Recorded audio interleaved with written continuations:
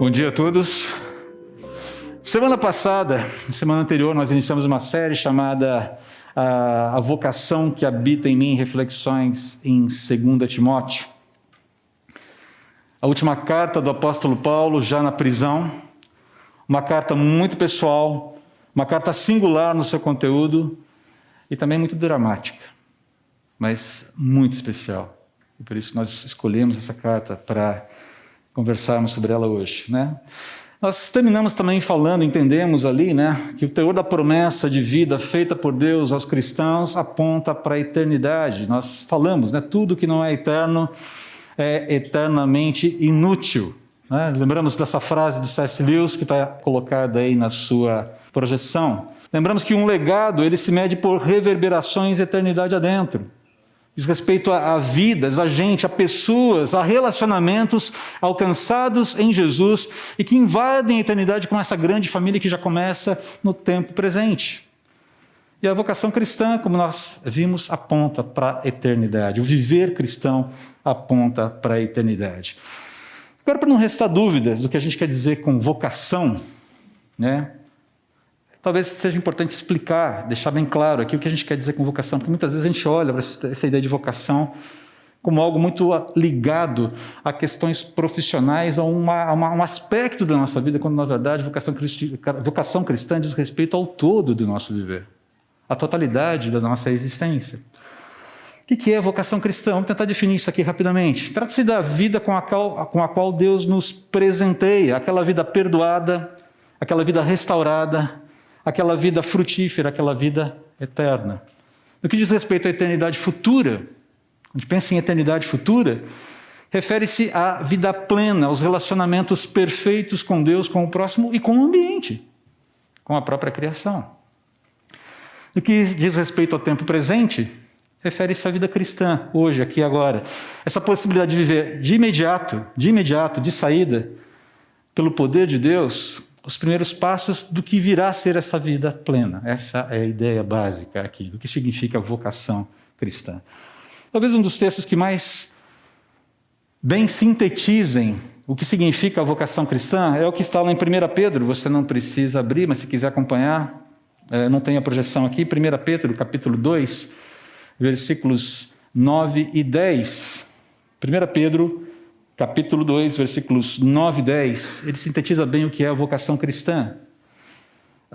Pedro fala assim: vocês, porém, são geração eleita, sacerdócio real, nação santa, povo exclusivo de Deus, para anunciar as grandezas daquele que os chamou das trevas para a sua maravilhosa luz. Antes vocês nem sequer eram povo, mas agora são povo de Deus. Não haviam recebido misericórdia, mas agora a receberam. Essa é a síntese, uma boa síntese do que significa a vocação cristã.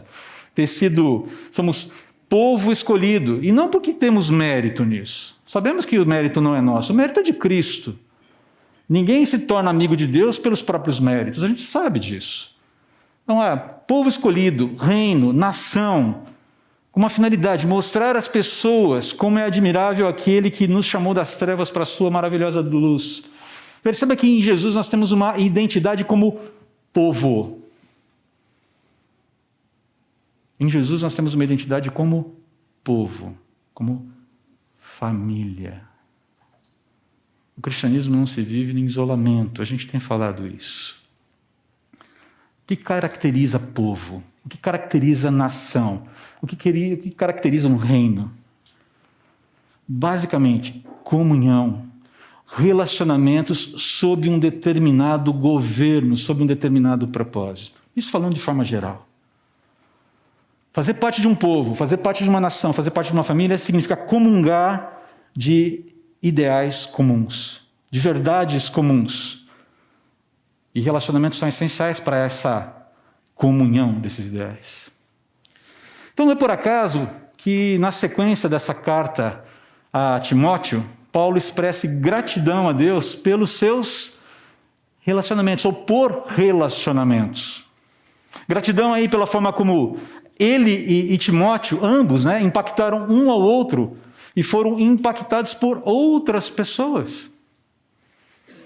Deus usa relacionamentos íntegros para aperfeiçoar a nossa vocação, nosso chamado. Sem eles, isso é impossível. É o exercício da vocação que nos proporciona comunhão. Na verdade, o exercício da vocação cristã vai nos proporcionar comunhão. E, por sinal, esse é o nosso tema de hoje, na próxima tela aí. Relacionamentos. A ferramenta predileta de Deus para forjar, edificar a nossa vocação. O que a gente quer dizer com forjar? O que a gente quer dizer com edificar a nossa vocação cristã? Diz respeito ao nosso crescimento espiritual, a nossa maturidade espiritual, a nossa utilidade para Deus dentro da realidade na qual nós vivemos. Tudo bem até aqui? Relacionamentos. A ferramenta predileta de Deus aí. Então vamos ao texto de hoje, um texto bastante curto. Quero refletir rapidamente com você hoje nele. Né? Diz assim a palavra de Deus: Deus, dou graças por você, ao Deus que sirvo com a consciência limpa, como serviram meus antepassados. Sempre me lembro de você em minhas orações noite e dia. Quero muito revê-lo, pois me lembro de suas lágrimas. Nosso reencontro me encherá de alegria. Lembro-me de sua fé sincera, como era de sua avó Loide e de sua mãe Eunice. E sei que em você essa mesma fé continua firme.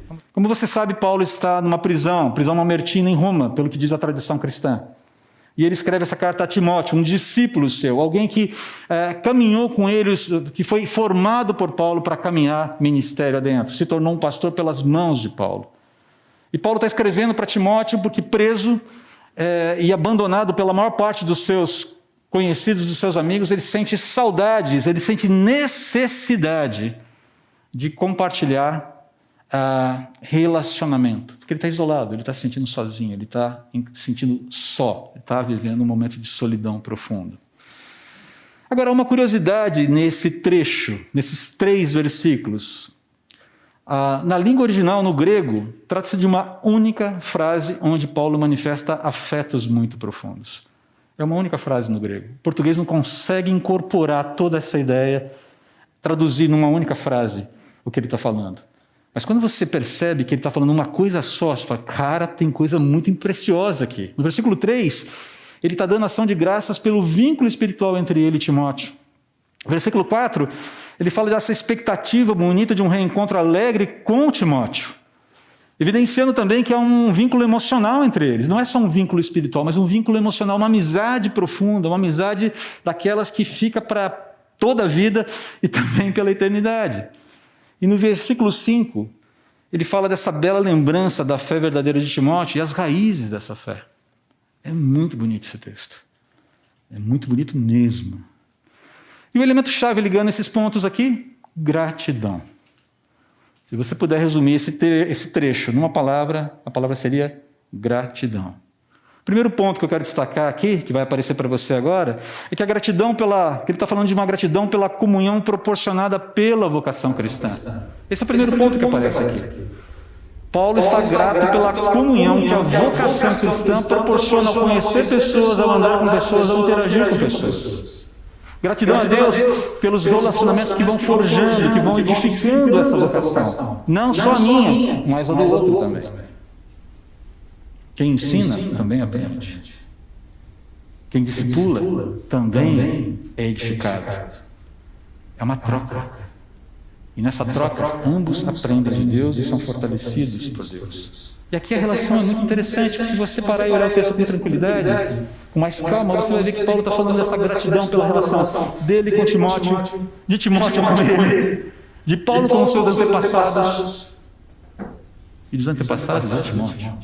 De Paulo, de Timóteo com os seus antepassados, mas efetivamente a sua família imediata, a gente vai chegar nisso daqui a pouquinho no final da reflexão. Agora é importante entender a natureza dessa gratidão, porque a gente tem muita coisa para aprender com ela. Aqui no verso 3, segundo ponto que vai ser destacado para você, note como Paulo valoriza a verdadeira herança religiosa recebida de Deus pelos judeus. E a pergunta é por que ele faz isso? Ele está falando dos antepassados, mas espera aí, Paulo, o judaísmo fica para trás, você agora é um cristão. Do que você está falando, amigo? Por que será que ele faz isso? Porque ele valoriza a fé, tudo aquilo que ele aprendeu dos antepassados. Ele fala do seu povo. Ele não fala necessariamente do pai e mãe, ele fala do seu povo, o povo judeu.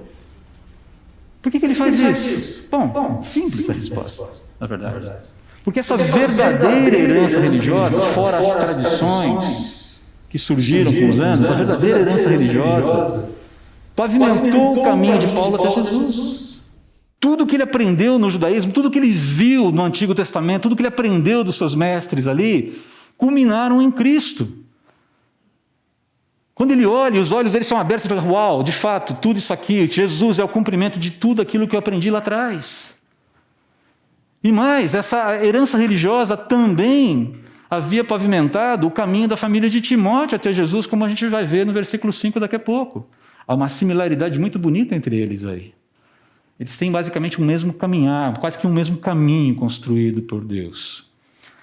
Então, quando Paulo afirma a Timóteo que sempre serviu a Deus com a consciência limpa, que é a expressão que ele usa aqui, significa que, se no judaísmo ele havia adorado a Deus de acordo com as prescrições do Antigo Testamento, ele trabalhou com aquilo que ele tinha de informação, ele cria naquilo, vivia aquilo.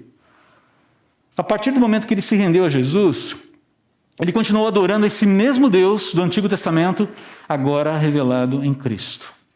Ok, agora faz todo sentido. Agora a chave virou. Agora eu entendo o quadro total. Aquilo que estava obscuro no Antigo Testamento está muito claro na pessoa de Jesus agora. Uau! Sensacional. Entendi.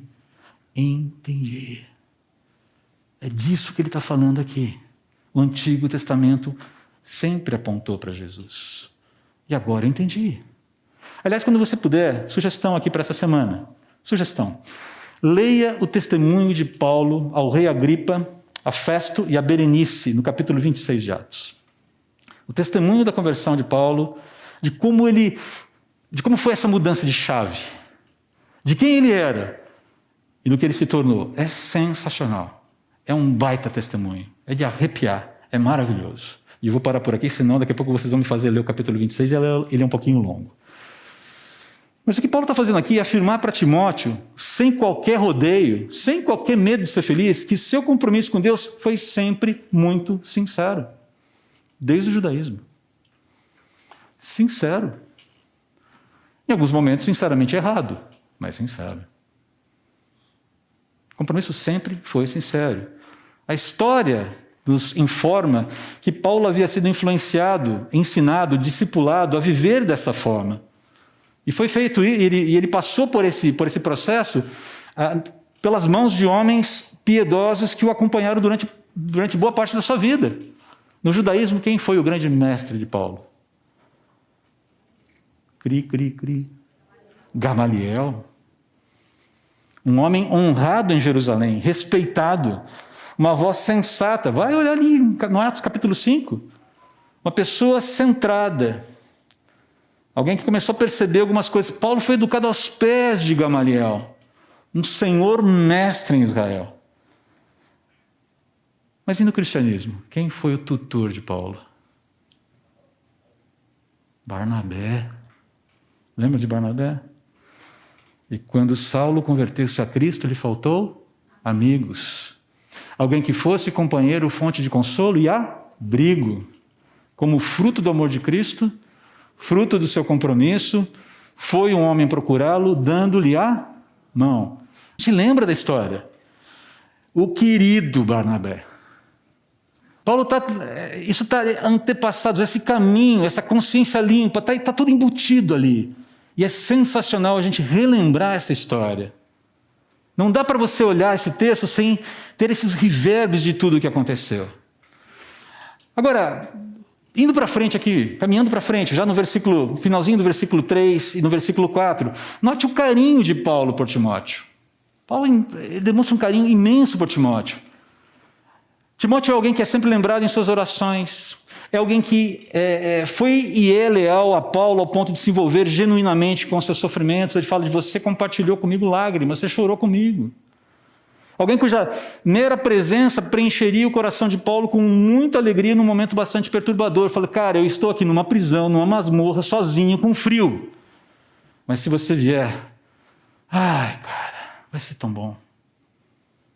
Já passou por essa experiência? De ser visitado por alguém que quando entrou na sua casa, entrou naquele momento da sua vida, fez o mundo ficar mais colorido? Passou por essa experiência já? Temos pessoas assim na nossa vida, que entram na nossa realidade, naquele momento mais escuro e trazem luz para aquele momento? Então, o problema não vai ser resolvido. A gente não está falando de resolução de problemas necessariamente imediatamente, mas a gente fala de alívio, de fortalecimento, de encorajamento. Essa era a visão, essa era a troca entre Paulo e Timóteo aqui. Tem mais um aspecto precioso aqui, né? Enquanto ele vai falando sobre a questão da oração, esse próximo passo, esse item 3 aqui, né? Esse carinho de Paulo por Timóteo revela que é um amor interessado, um amor firme e um amor vulnerável. Um amor vulnerável do mestre pelo discípulo, do discípulo pelo mestre. Amar é estar vulnerável. Essa história de amar e não ter que pedir perdão é coisa de cinema, tá, gente? Ou mentira do diabo essa, né? O amor é estar vulnerável. A maior prova disso é o próprio Senhor Jesus, o próprio Deus que encarnado demonstrou a sua vulnerabilidade ao ponto de ser morto por amor. O que segurou Jesus na cruz a gente sabe, não foram os pregos de 15, 20 centímetros que os romanos usaram. Foi o seu amor. O seu amor o levou para a cruz. E o seu amor e o poder de Deus o fez ressuscitar ao terceiro dia. Amor. Amor nos torna vulneráveis. É disso que a gente está falando aqui. É interessante que o antigo discípulo, Paulo, o antigo discípulo, primeiro lá de Gamaliel, depois de Barnabé, agora se torna o mestre de Timóteo. Mas é um mestre que não tem medo de demonstrar sua vulnerabilidade para o discípulo. Até porque já passou por muitos momentos justos, saia justa, difícil ali com Timóteo. Ele não tem medo de dizer para o discípulo, preciso de você, amigo, preciso da sua presença, preciso do seu ombro, preciso do seu amor leal, preciso que você chore comigo, porque isso vai me fazer bem. Vem depressa, por favor. Corre para cá. Queridos, nenhum dos discípulos de Paulo demonstrou tanta lealdade com ele quanto Timóteo. Nenhum. Em Filipenses, capítulo 2, versículo 19, de versículos seguintes, Paulo fala assim, se for da vontade do Senhor Jesus, falando à igreja de Filipos, né? Espero enviar-lhes Timóteo em breve para visitá-los. Assim ele poderá me animar, contando-me notícias de vocês. Não tenho ninguém que se preocupe sinceramente com o bem-estar de vocês como Timóteo.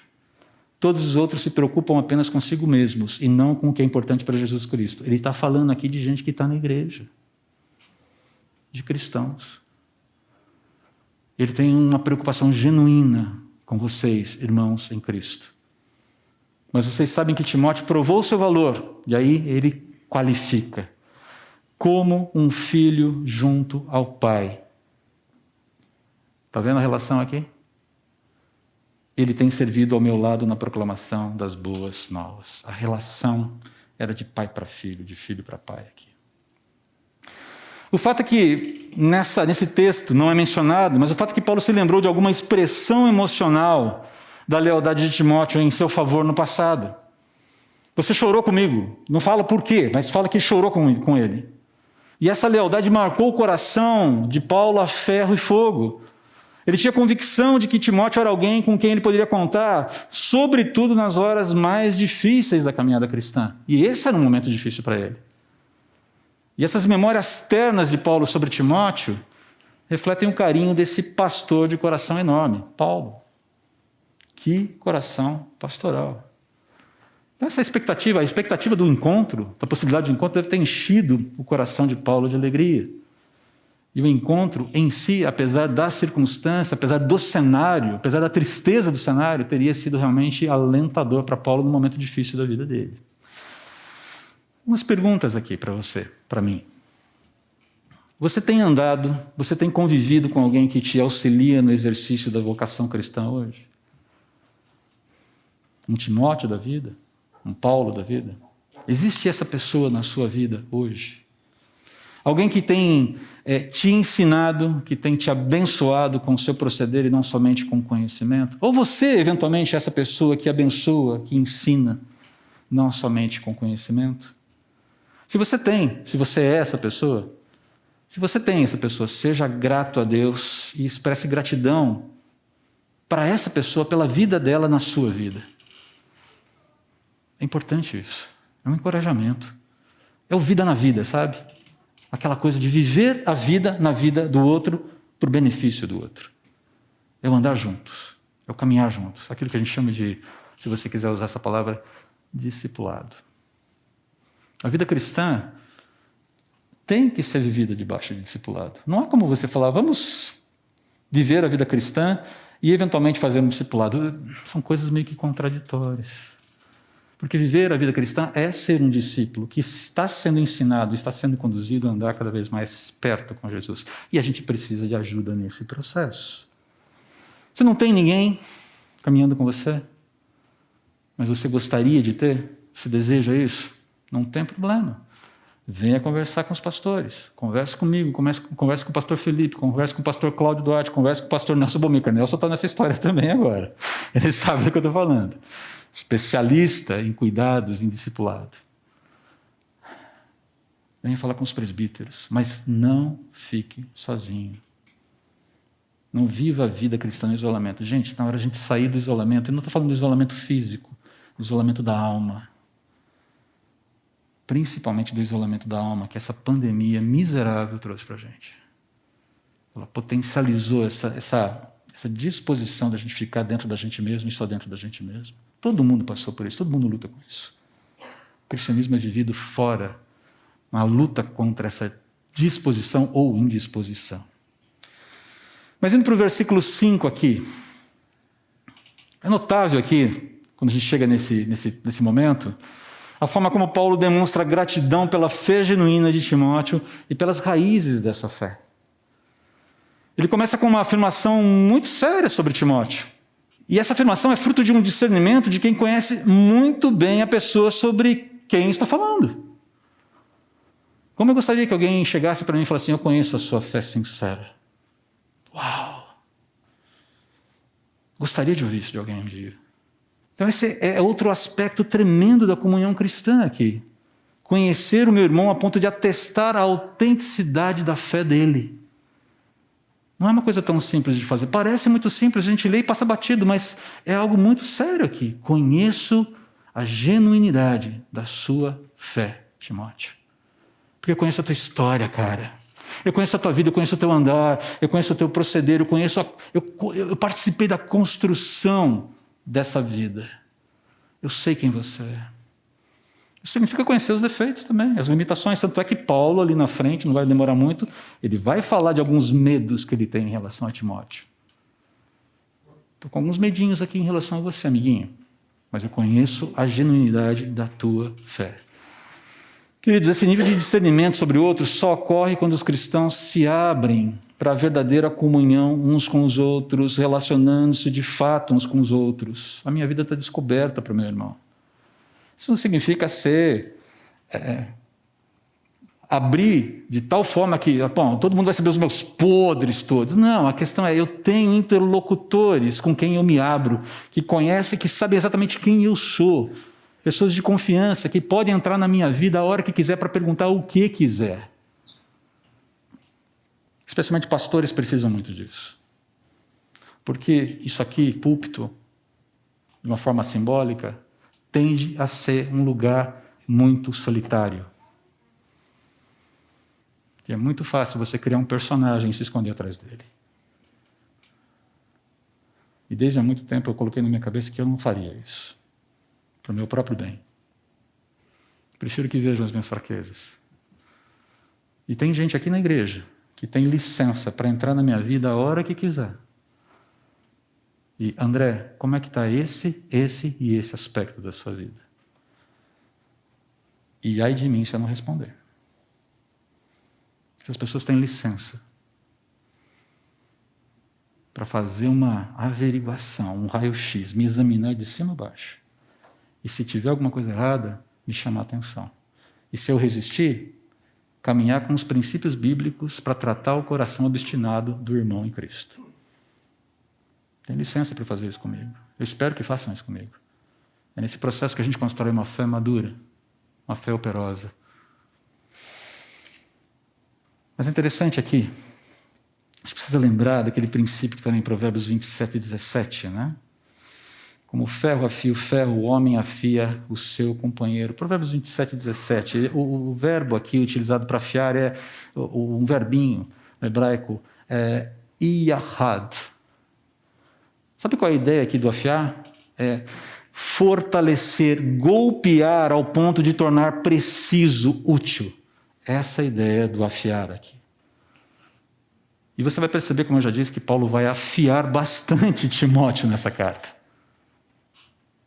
O processo da vida cristã, o vida na vida, envolve esse desbastamento, esse afiar, até que a gente esteja no ponto. E é tão difícil fazer isso e passar por isso algumas vezes. Mas é necessário. Absolutamente necessário. E aqui mais algumas perguntas. Você anda com alguém que hoje pode atestar a autenticidade da sua fé? Dar testemunho da sua fé, alguém que te afia? Você é capaz de dar testemunho sobre a fé de alguém?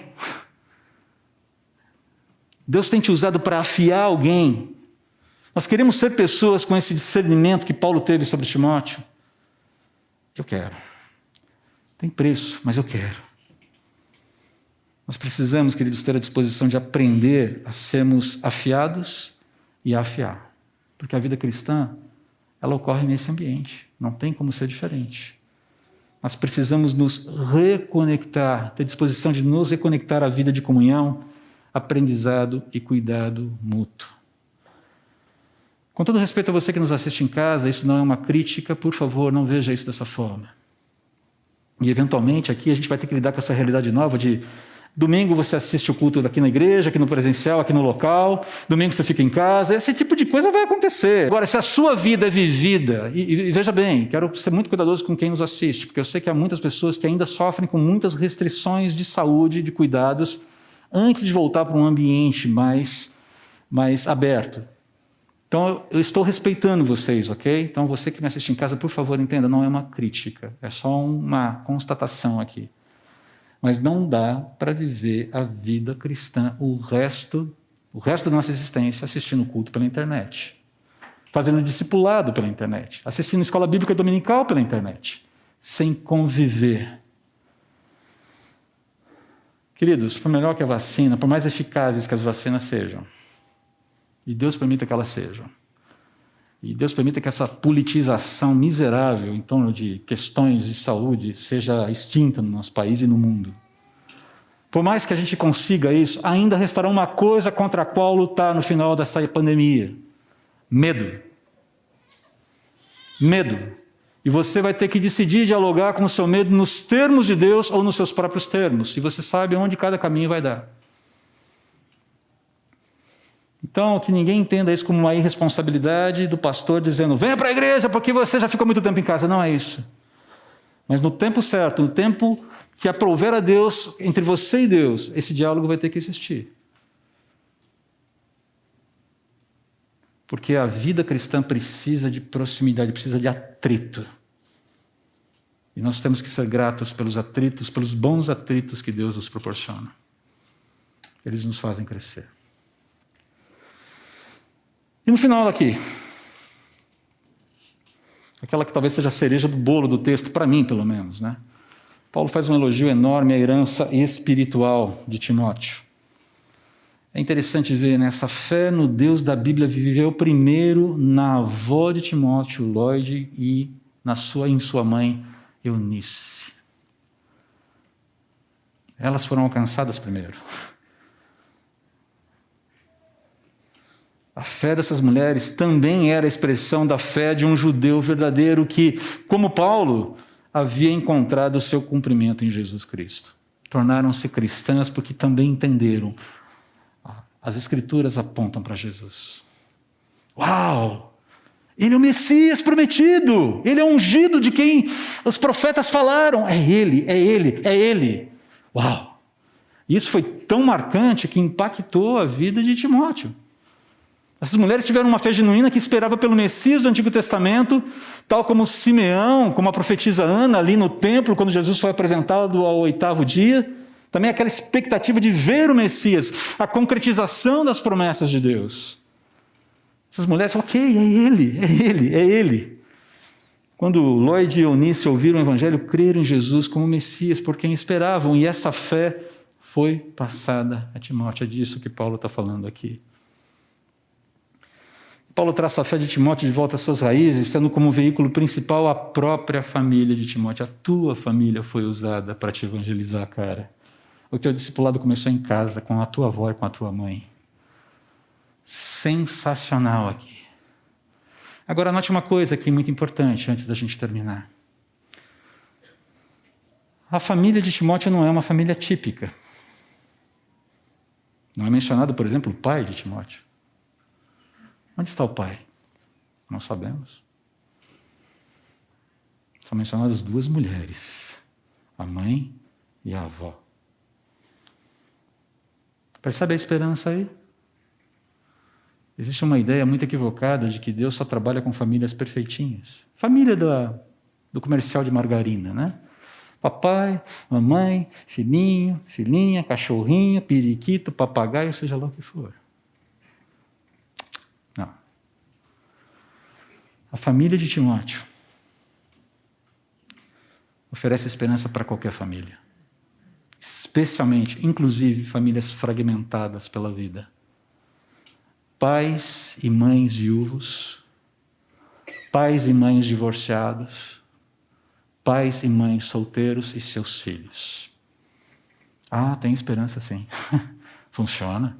Funcionou com Lloyd, funcionou com Eunice, funcionou com Timóteo.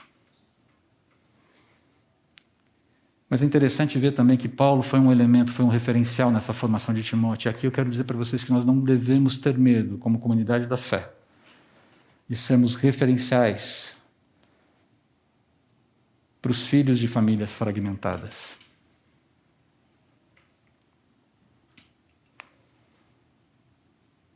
Aconselhando um rapaz que chegou para a gente por meio da CV Outreach. CV Outreach é um ministério que tenta fazer, através da internet, a condução de pessoas que estão em crise com suas vidas, assistindo vídeos pela internet, em caminho para serem aconselhadas com uma equipe de bastidores. E a nossa igreja tem uma equipe que faz parte desses bastidores.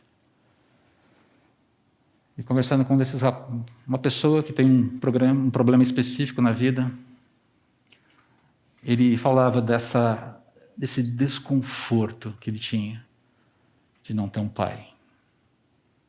Quer dizer, tem um pai, mas um pai que não é presente, um pai que sumiu quando ele era ainda bebê. E diz, eu sinto falta de um referencial masculino na minha vida. 18 anos de idade.